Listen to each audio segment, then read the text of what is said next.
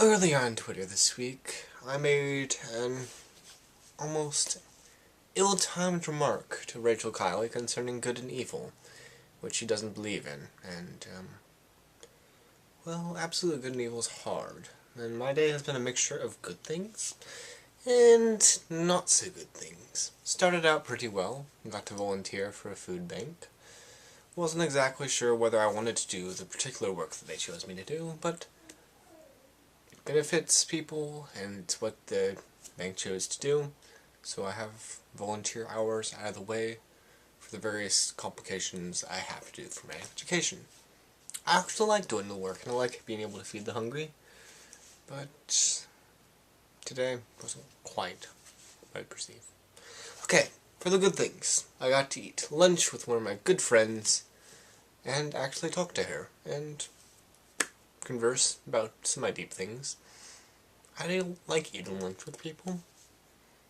I don't do it as often as I'd like, but I like the company of people. I like listening to them tell their stories and explain for themselves how they perceive the world and what they really value. And we drove around for a little while trying to find a cupcake shop, and then discovered that she had not gone far enough. And said, okay, that's an adventure for another day. Very pleasant day, very bright day, very beautiful day for walking. So I got to do that. And I got to hang out with my sister and my brother-in-law at their house. Spent some time reading Gun Machine by Warren Ellis, which is actually quite addictive. I didn't bring it upstairs with me. But yes, I really like this Gun Machine by Warren Ellis. I just started it today and I'm already halfway through. Very good page-turner novel. Some language involved. Some violence that is implied, but I like the tension between the two main characters. Although they do not understand each other, at least one of them doesn't. Very good book, you should read it.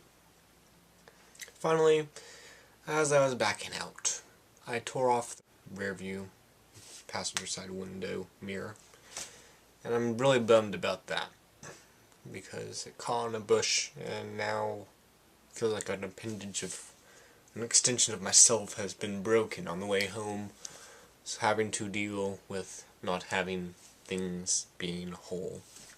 I feel as if I had scratched the side of my face in relation to what actually was my car. Makes me realize how much value we put on things, how much we invest in things that makes them valuable, which is a lesson from Little Prince.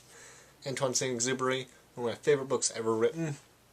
It's taken me years afterward to understand quite some of the messages, and it will take me more rereadings to understand more of the implicit undertones of the book. It's a book that gets better with age, and the writer, I don't think he could have written many more books that would have been better. It's childlike simplicity and audacity and just detailed lessons about the value of things over time. The more time we spend with something, the more valuable it becomes to us. Well, good night.